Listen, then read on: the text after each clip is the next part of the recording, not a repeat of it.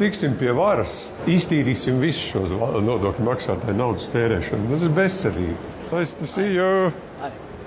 Jā, pagaid, kas tas bija izstāsts? Tas bija no grupas Patrioti Eiropai? Patriots, jā. Zini, es to tieši gribēju pajautāt. Ir tik daudz, kas dzirdēts un lasīts par grupu Patrioti Eiropai, bet kurš, ja ne tu, izstāstīs visprecīzāk? Kas tie tādi ir? Cik valstis vispār ir pārstāvētas? Es pati vakar biju grupas sēdē, redzēju savām acīm beidzot visu to, ko tu biji stāstījis. Cik ļoti viņi visu konstruktīvi izrunā. Tur nav nekāda liekvārdība. Tu atnāc uz to sēdi, visu izlemjat ātri, konstruktīvi un aiziet un naucat tālāk. Nevis kā citās grupās ir tāda papļāpāšana, tas pats, kas arī mums notiek Saeimas komisijās, kad atnāk vienkārši par gaisu runā, karina viens otram makaronus un laimīgi visi iet pēc tam tālāk. Bet šeit ir pavisam savādāk. Patrioti ir 86 deputāti no 13 valstīm. Ļoti gudri, spēcīgi politiķi. Ir Francija, Itālija, Čehija. Un, starp citu, tu esi vienīgais no Baltijas valstīm pārstāvētais deputāts. Jā, es esmu vienīgais no Baltijas valstīm. No Baltijas valstīm lielākā daļa kreisi, liberāli, labākā gadījumā centriski.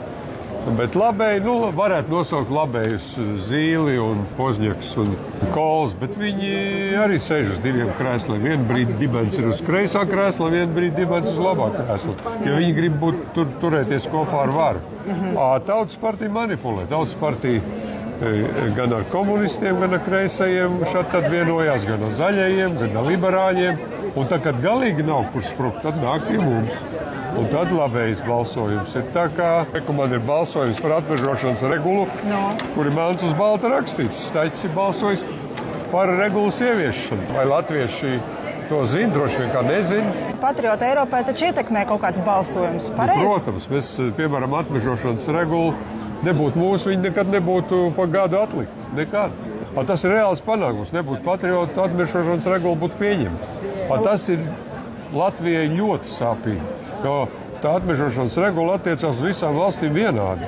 Mēs taču nevaram salīdzināt valstis, kurām meža industrija 10. vietā, kuriem ir ļoti maz meži, ar Latviju, kur ir 53% meži. Un vēl plus lauksaimniecība. Pateicoties patriotiem, kaut kādas labējas vēsmas beidzot šeit ir parādījušās. Iepriekšējā parlamentā tas nebija iespējams. Es domāju, ka šo 5 gadu laikā kreisie aizvien dziļāk un dziļāk būs opozīcijā. Es domāju, ka izveidosies normāls labējs vairākums. Tas tikai laika jautājums. Galvenais, ka mēs neļodzamies un nelokāmies tā kā pārējie visi.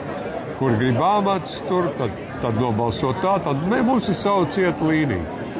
Cieta līnija sevišķi migrācijas jautājumos, LGBT jautājumos, klimata jautājumos. Nofilmē suni.